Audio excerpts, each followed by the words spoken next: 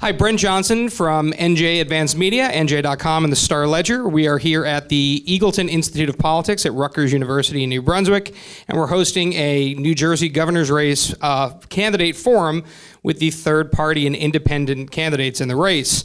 On November 7th, New Jersey voters will head to the polls to select a new governor to replace Governor Chris Christie, who's about to leave office. And we know there's a Republican and a Democratic candidate running, but a lot of people may not know there are 5 third party and independent candidates running. And so we wanted to give them a voice here, and that's why they're here with us today. In fact, polls show that a lot of people are not happy with the Democrat and Republican candidate.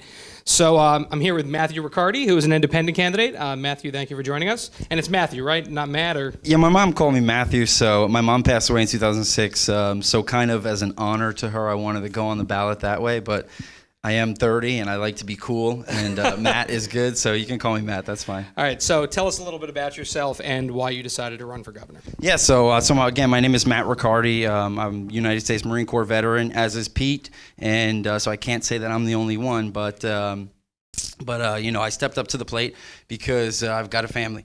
And New Jersey is falling off a cliff. I mean, there's so many statistics that we could sit here and we could talk about that are staggering, and Gina highlighted some of it, and the media's, talked about a little bit of it. But the reality is that we've got $67,200 taxpayer burden per person. We've got, the worst pension crisis in the country. We're $232 billion in debt, plus another $57 billion worth of retiree health care that has not been reported by the state.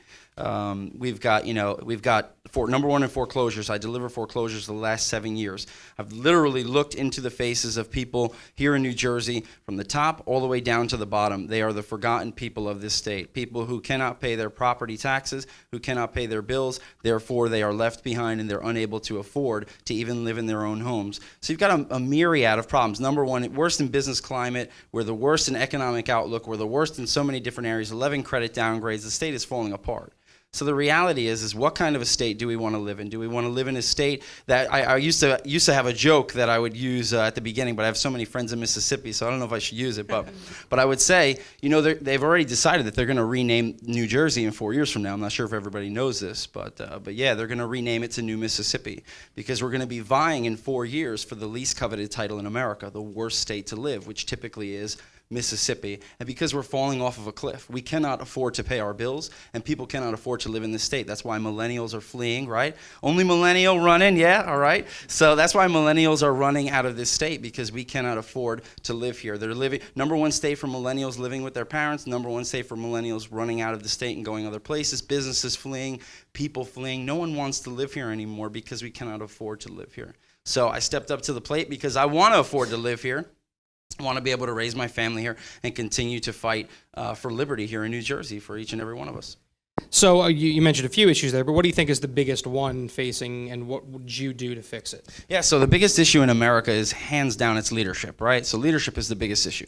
The reason why we have all of these problems here in our state is because of our lack of leadership for probably the past 50 years. And you're talking about from the president, throughout the legislature, throughout the Congress, the judiciary, everywhere around the state, even the governorships across our country, there has just been a lack of leadership. And that's also because of the fact that we've polarized so much. We've demonized each other. If you're on the left, you're on the right is demonized. If you give up a single inch on an issue, you're afraid that the other side's going to take it and pull it back. And we see what that does. When we were in World War II, we know that that there was so much propaganda and rhetoric that was spread. They were so demonized that they were the bloodiest battles ever fought between us and the Japanese out in the Pacific. And we see that that's what's going on here in America for the past 50 years, from the words that are being used even by the president himself, down to the public, down within our school system. There's a lack of respect because of the polarization, because we don't want to give up on that issue. So when we talk about leadership, what does that look like? We need to be able to bring out the Constitution, and we need to be able to look at it and say that that's what we coalesce around. Whether or not people are taking a stand and how they take their stand, we need to figure out whether or not it's their right to do so. And if it is their right to do so and we disagree with it, how to respectfully disagree. The only way to do that is to have leadership that shows you. One of the biggest issues that we heard about earlier this year was that the Jewish community in Lakewood, a bunch of millionaires was stealing money from a system for the impoverished. How does that happen? Well, it happens all the time across America, because that's what you have the people in the leadership doing. You have bribes, you have fraud, you have backroom deals, you have people taking $13 million worth of the public's taxpayer dollars in order to run for an elected position. I refuse to take a paycheck. I will donate my paycheck, guaranteed the day that you elect me. I will pass that off, and you can vote on the charities that I give it to. I will not take a paycheck. Why? Because it's leadership.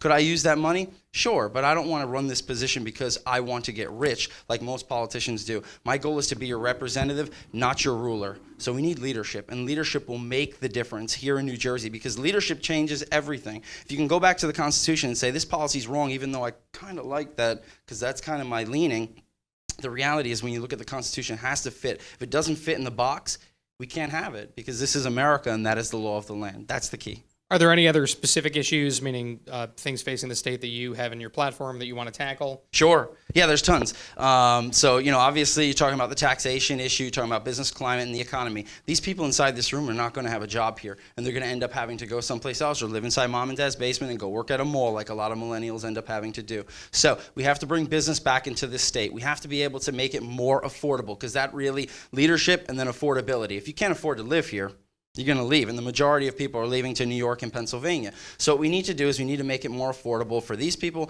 as myself, and then as well as the elders and everybody that's in between. The only way to do that is to start bringing elimination of taxation all across the board. And where we can start is we can start by cutting the income tax. The state income tax was put into place to help reduce property taxes in the 70s. A lot of states in this country don't have income tax. And then they'll say, well, they tax you in other areas.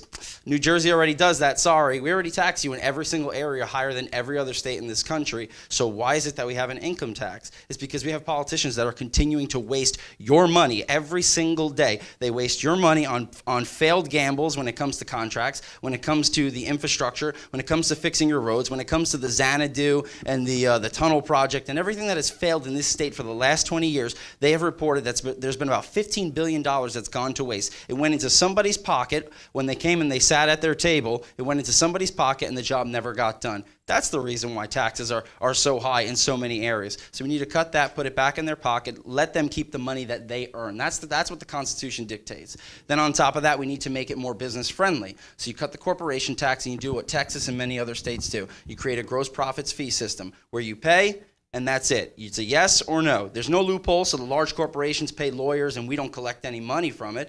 That's what happens right now. $3 billion we make off of revenue from corporations. What we need to do is flip that system upside down. The system that I've put in place, that I would put in place, that I would vouch for and fight for, would create over $14 billion worth of revenue from the very beginning. And then on top of that, after you have businesses flooding back into our state, creating jobs, creating wage competition, providing for you right out of high school, right out of college, a job that has health care, like we used to see it here in New Jersey. When I was 17, I had that job. We can do that, and we can make that effective from day one.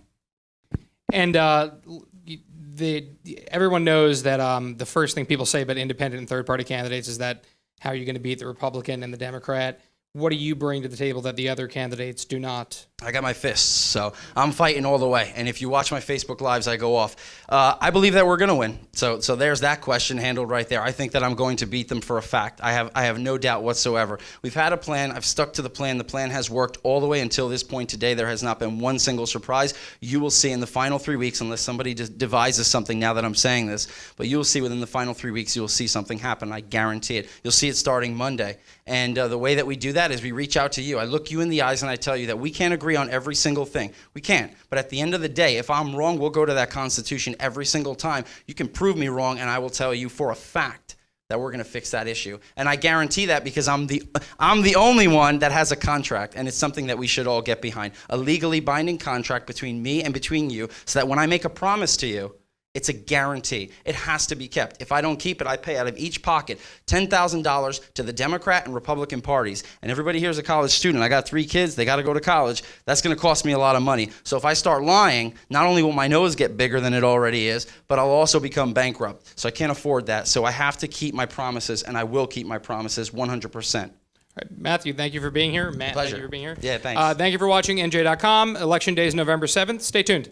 Appreciate it.